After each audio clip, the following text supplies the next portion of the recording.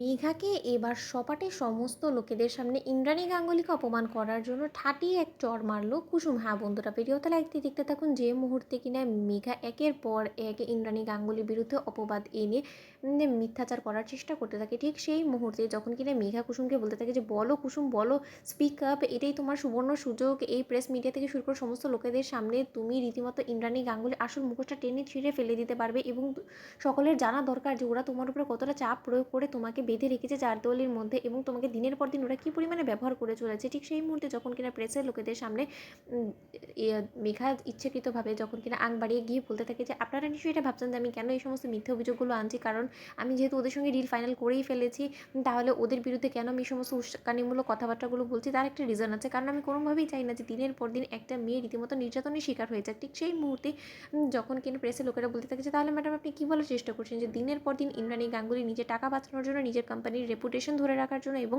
বিজনেসম্যানদের সঙ্গে ছলচাতুরি করার জন্যই কি সে রীতিমতো এই কুসুম সরকারকে ব্যবহার করে চলেছে এবং ঘরে সে কাজের মেয়ে হিসেবে তাকে ব্যবহার করে এবং বাইরে সে মডেল হিসেবে ব্যবহার করে, এই সমস্ত কিছু। ঠিক সেই মুহূর্তে যখন কিনা মেঘা বলতে থাকে যে ইয়েস অফকোর্স সেটার বুঝতে আপনাদের বাকি কি, ঠিক সেই মুহূর্তে এক পর্যায়ে ইন্দ্রাণী গাঙ্গুলিকে নিয়ে যখন কুৎসিত সব মন্তব্য করতে থাকে প্রেসের লোকেরা, ঠিক এক পর্যায়ে কুসুম ঠাটিয়ে এক মেঘাকে সপাটে চড় মারে এবং বলতে থাকে যে মেঘা ম্যাডাম আমি কিন্তু অনেকক্ষণ ধরে আপনার এই অসভ্যতামগুলো, এই অন্যায় অবিচারগুলো সহ্য করে যাচ্ছি। আমার দেবী মাকে নিয়ে আপনি যে সমস্ত নোংরা মন্তব্যগুলো করেছেন তার জন্য আপনার এক্ষুনি প্রেস মিডিয়া থেকে শুরু করে সমস্ত লোকেদের সামনে আমার দেবী মায়ের পায়ে পড়ে আপনাকে ক্ষমা চাইতে হবে। আর এই কাজটা যদি আপনি করতে না পারেন তাহলে আমার থেকে খারাপ কেউ হবে না এবং এই চড়টা আপনার যোগ্য ছিল, কারণ আপনি না জেনে শুনে আমার ভবিষ্যতের কথা এত ভাবতে কেন গিয়েছেন বলুন তো, এবং কে বলেছে আপনাকে আমার ভবিষ্যৎ নিয়ে এতটা ভাবতে? আপনি আমার প্রতি এতটা দরদ কেন দেখাচ্ছেন বলুন তো? এবার তো বেশ করে আমার মনে হচ্ছে যে আপনি হয়তো এবার এই বাড়িতে এই কন্ট্রাক্টের নাম করে ঢুকিয়েছিলেনই শুধুমাত্র ইন্দ্রাণী গাঙ্গুলির রেপুটেশনটাকে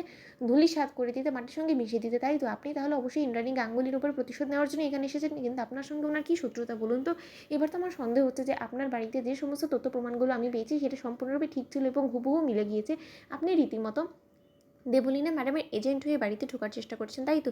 ঠিক সেই মুহূর্তে ইন্দ্রাণী গাঙ্গুলি যখন বলতে থাকে যে তার মানে কুসুম তুমি কী বলার চেষ্টা করছো, ঠিক সেই সময় কুসুম যখন বলতে থাকে যে দেবীমা আপনি হয়তো বা বিশ্বাস করবেন না, আমি প্রথমেও বলতে চেয়েছি কিন্তু আপনারা কোনো মতে আমার কোনো কথায় কান দেননি, বরঞ্চ আপনি ছোটো সাহেব এবং এই মেঘা ম্যাডামের আশীর্বাদটা সেরে ফেলতে চেয়েছেন, কিন্তু তারও মাঝখানে একটা বড় গ্যাপ রয়ে গেছে এবং সেটা হলো গিয়ে আপনাদের সম্পূর্ণরূপে অজানা। সেটা হলো গিয়ে এই দেবলীনা ম্যাডামের সঙ্গে কোনো না কোনোভাবে এই মেঘা ম্যাডামের যোগাযোগ আছে এবং তারই ভিত্তি করে আমি এতটুকু হরপ করে আপনাকে বলতে পারি যে এই সমস্ত কিছু হলো গিয়ে সে আপনার উপর প্রতিশোধ নেওয়ার জন্যই করছে।